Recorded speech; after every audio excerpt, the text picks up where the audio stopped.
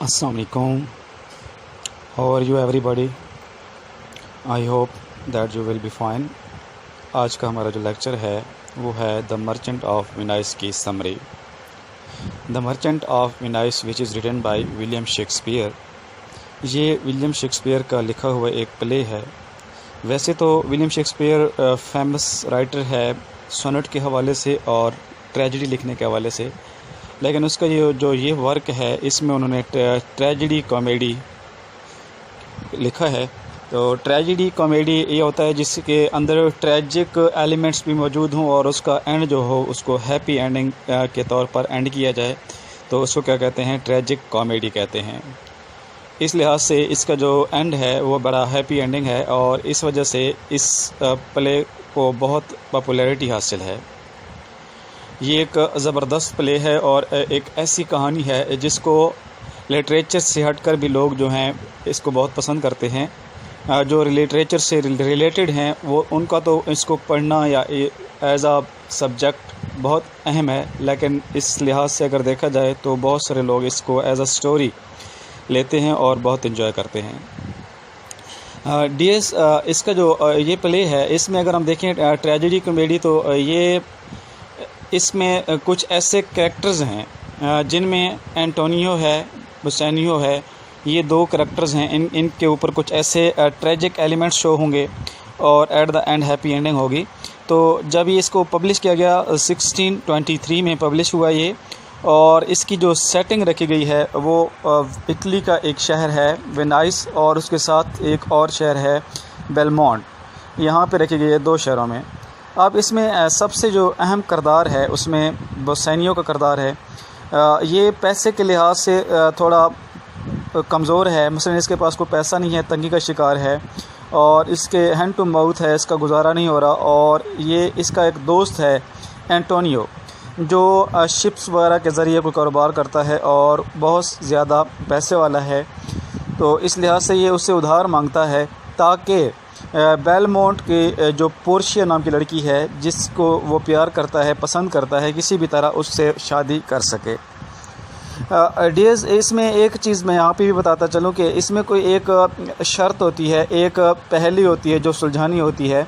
तो मुख्तलिफ़ किस्म के पोर्शिया के वाले की तरफ से कि जो ये पहेली सुलझा देगा वही पोर्शिया से शादी करेगा। अब ऐसे पोर्शिया एक लड़की है और बुसेनियो उससे प्यार करता है, उसे पसंद करता है, लेकिन इसके साथ साथ बैड लक देखें बुसेनियो का कि उसके पास पैसे नहीं हैं ताकि वो बेलमोंट जा सके और उसकी जो एक पहेली है उसको सुलझा सके और पोर्शिया को पा सके। इस वक्त एंटोनियो के पास जब जाता है तो एंटोनियो भी कहता है कि मेरे पास कुछ नहीं है क्योंकि मैंने जितना पैसा था सारा का सारा कारोबार में लगा दिया है, मेरे जितने शिप्स हैं वो समंदर में उतर चुके हैं और इस लिहाज से मैं इस वक्त कंगाल हो चुका हूँ, मेरे पास कुछ नहीं है।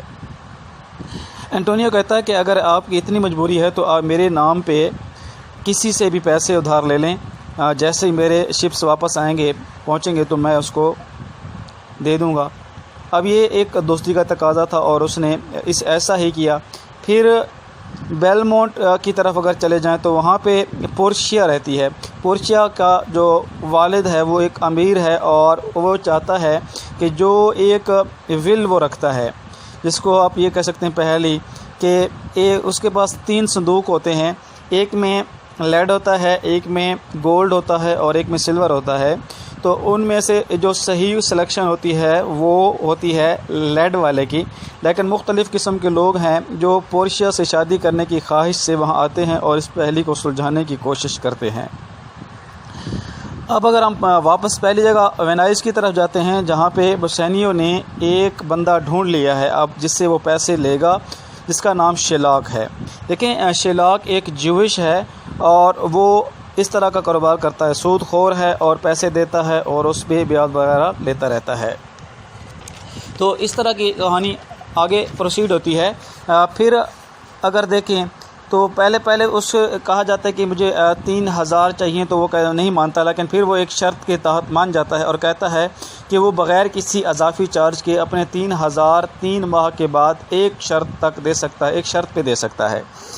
बुसेनियो कहता है कि आपकी हर शर्त मुझे मंजूर है और एंटोनियो भी इस लिहाज से बड़ा सेटिस्फाई होता है क्योंकि उसे यही लगता है कि 3 माह के अंदर अंदर मेरे जो शिप्स हैं वो लौट आएंगे और हम आसानी उसके जो रकम है वापस कर देंगे। अब शर्त क्या है? शर्त ये है कि शिलाक कहता है कि अगर आपने 3 माह के अंदर पैसे वापस ना किए तो 3 माह के बाद मैं आपकी बॉडी से आपका फ्लैश, आपका 1 पाउंड मांस जो है कहीं से भी काटूँगा। और इस लिहाज से एक उनके दरमियान मुआहदा तय पा जाता है और सारे एग्री हो जाते हैं। तो जैसे ही वक्त आता है पैसे लौटाने का, या फिर एक वक्त करीब आता है कि कैसे पैसे लौटाए जाएं, तो उस वक्त एक हादसा गुज़रता है एंटोनियो के साथ कि उसके जितने शिप्स होते हैं वो गायब हो जाते हैं, गुम हो जाते हैं।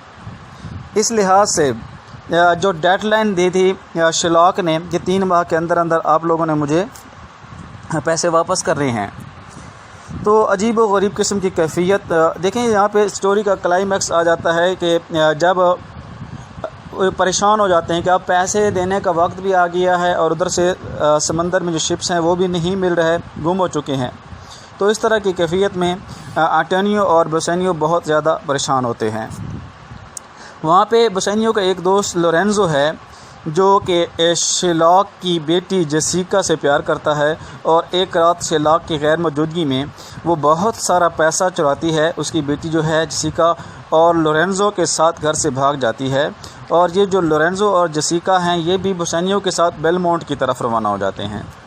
वहाँ पर एक और शख्स है जो जिसको प्रिंस ऑफ एरागोन के नाम से जाना जाता है। उसका कोई क्लियर नाम नहीं, लेकिन प्रिंस ऑफ एरागोन अपनी किस्मत आजमाई करता है वहाँ पे, और वो जब सेलेक्ट करता है तो सिल्वर का जो संदूक होता है वो सिलेक्ट करता है, और इस गलती की वजह से वो शादी नहीं कर पाता।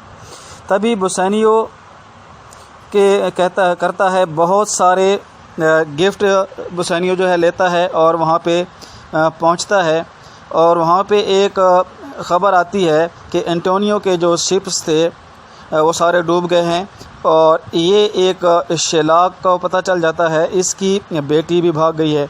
अब एक तरफ शिप्स के गुम होने की खबर है और दूसरी तरफ शिलाक को पता चल जाता है कि उसकी जो बेटी है वो भी बेलमोंट की तरफ गई है।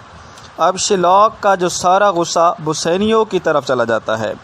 मसलन अपनी बेटी के भागने का जो दुख होता है वो भी वो बेसानियो पे उतारना चाहता है। अब बहुत सारा वक्त जो है बेसानियो ने पोर्शिया के साथ गुजार लिया है। अब पोर्शिया भी बेसानियो को बहुत पसंद करने लगती है और उम्मीद करती है कि बेसानियो जो पहेली सुलझाएगा, उम्मीद है कि इसी से मेरी शादी होगी, और ऐसा ही होता है। बेसानियो ने सही संदूक जो लेड वाला था उसको सिलेक्ट किया, और इस तरह पोर्शिया ने अपनी रिंग उसको एंगेजमेंट के तौर पर, मंगनी के तौर पर दे दी, और एक वादा लिया बेसानियो से कि आप ये रिंग हमेशा अपने पास मेरी निशानी के तौर पर रखेंगे, किसी को नहीं देंगे। बेसानियो का दोस्त अगर देखें, जिसको ग्रेटिनियो, जिसको पोर्शिया की सर्वेंट जो इसकी एक नौकरानी है नेरिसा, वो पसंद करने लगती है, और वो भी शादी करना चाहते हैं आपस में, और दोनों आपस में सेट होना चाहते हैं। यहाँ सब खुश हैं, मगर एंटोनियो का ख़त आता है कि मेरे तमाम शिप समंदर में डूब चुके हैं। शिलाक यहाँ आपका 1 पाउंड फ्लैश जो मांस काटना है उसके लिए अदालत से रुजू कर चुका है, और वो पागलों की तरह आपको ढूंढ रहा है, और मुझसे आपके फ्लैश का 1 पाउंड मांस का मुतालबा कर रहा है क्योंकि टाइम गुजर चुका है। पोर्शिया बहुत सारा पैसा देती है क्योंकि वो समझ जाती है कि बेसानियो परेशान है, और बेसानियो को वेनिस जाकर अपना कर्ज उतारने का कहती है। मगर वहाँ के हालात कुछ अजीब व गरीब होते हैं कि बेसानियो के ख़िलाफ़ वेनाइस के शहर में जो कोर्ट है, डूक ऑफ वेनाइस जो है, उसके सामने शिलाक ने एंटोनियो को पकड़कर 1 पाउंड मांस का मुतालबा शुरू कर रखा होता है। यही बात चल रही होती है कि बेसानियो वहाँ पे आ जाता है और कहता है कि मैं आपका जो पैसा था उससे 3 गुना ज़्यादा पैसा देने को तैयार हूँ, लेकिन आप ऐसा ना करें, जो 1 पाउंड जो फ्लैश है या मांस का जो एक आपका मुतालबा है, आप इससे पीछे हट जाएँ। मगर पोर्शिया जो है और नेरिसा दोनों एक लायर का रूप, एक भेस बदल कर वहाँ पे आ जाते हैं। अब यहाँ पे एक बात बताता चलूँ कि शिलाक किसी भी बात पे नहीं मानता, और वो कहता है कि नहीं, मेरा जो मुआहदा था टाइम तक था, और मैं अब आपका फ्लैश ही काटूँगा और मुझे कुछ नहीं चाहिए। जैसे ही वहाँ पे पोर्शिया एज अ लॉयर वहाँ पे आती है तो केस को आगे प्रोसीड करना शुरू करती है और पोर्शिया कहती है कि ठीक है, तुमने 1 पाउंड मांस कहा था, आप मांस काटोगे, लेकिन एक शर्त होगी हमारी, और शर्त ये होगी कि खून का बहना जो है हरगिज़ नहीं होगा। आप एक कतरा भी खून का बहाए बगैर आप मांस काटेंगे, क्योंकि बात मांस की हुई थी, फ्लैश की हुई थी, आपसे बात इसकी नहीं हुई थी कि आप उसका खून बहाएंगे।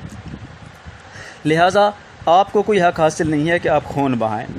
अगर खून का एक कतरा भी बहा तो आपके ऊपर जो स्टेट है, जो वहाँ की गवर्नमेंट है, आपको सारी दौलत जब्त कर लेगी। और पोर्शिया ने ये तजवीज़ दी कि एंटोनियो एक शरीफ इंसान है जिसके ख़िलाफ़ या जिसको हद तक अमेज़ चीज़ों का सामना करना पड़ा शिलाक की वजह से, आधा जो उसका हिस्सा होगा उसकी दौलत का वो उसको मिलेगा और आधा स्टेट के कब्ज़े में चला जाएगा। इस बात पे जो डूक था वो बहुत मुतासिर हुआ कि अच्छी तजवीज़ है, मरने से पहले आधी दौलत। फिर आगे कुछ एक और तजवीज़ आई कि एंटोनियो की जो आधी दौलत है उसकी बेटी को दे दी जाए, क्योंकि और दूसरी शर्त ये है कि वो एक ज्यूइश है, यहूदी है और क्रिश्चियंस के अगेंस्ट रहता है, लिहाजा उसको अपना जो इसका ज्यूइशपन है उससे को बदल कर क्रिश्चियनिटी अपनाना होगी। ये सारी चीज़ें वो कबूल कर लेता है। और जब वकील की फ़ीस देने की बात होती है कि केस तो अब एंटोनियो के हक़ में चला गया है, अब वो ऐसा तो कर नहीं सकता था कि वो फ्लैश काटता और खून ना बहता। तो इस तरह जब बोसेनियो और पोर्शिया आपस में बात करने लगते हैं, इसको पता नहीं होता बोसेनियो को कि ये पोर्शिया, और वो वहाँ पे फ़ीस की डिमांड करती है। फ़ीस की बात होती है तो वो कहते हैं कि जी रिंग आपने पहनी हुई है, आप ये रिंग दे दें। फिर बोसेनियो कहता है कि मैंने तो कसम खाई हुई है कि ये रिंग मैं किसी को नहीं दूंगा। तो इतने में एंटोनियो उसको कहता है कि आपके दोस्त की और आपकी जान बची है, ये रिंग क्या चीज़ है और बन सकती है, आप ये रिंग उसको दे दें। और इस तरह बेलमोंट में सुबह का वक्त होता है, सब खुश होते हैं, वापस आ चुके होते हैं। बोसेनियो और पोर्शिया आ चुके होते हैं, उधर से उसकी नरीसा और उसका जो दोस्त है वो आ चुके होते हैं। सब के सब खुश होते हैं, मगर झूठ मूठ का गुस्सा पोर्शिया दिखाती है और कहती है कि मेरी जो रिंग थी जो मैंने आपको दी थी वो कहाँ है, मुझे वो रिंग दें। तो कुछ देर के लिए उसको परेशान करती है बोसेनियो को। इस तरह परेशान करने के बाद वो बताती है कि वहाँ पे लहर बनकर मैं आई थी और आपकी रिंग मेरे पास है। और दूसरी तरफ एक अच्छी खबर दोबारा आती है कि एंटोनियो के जो शिप्स गुम हुए थे वो दोबारा मिल चुके हैं और सब बहुत खुश होते हैं। और इस तरह इस ट्रैजिक वर्क का हैप्पी एंड होता है और इस तरह हमारी कहानी पाए तकमील को पहुँचती है।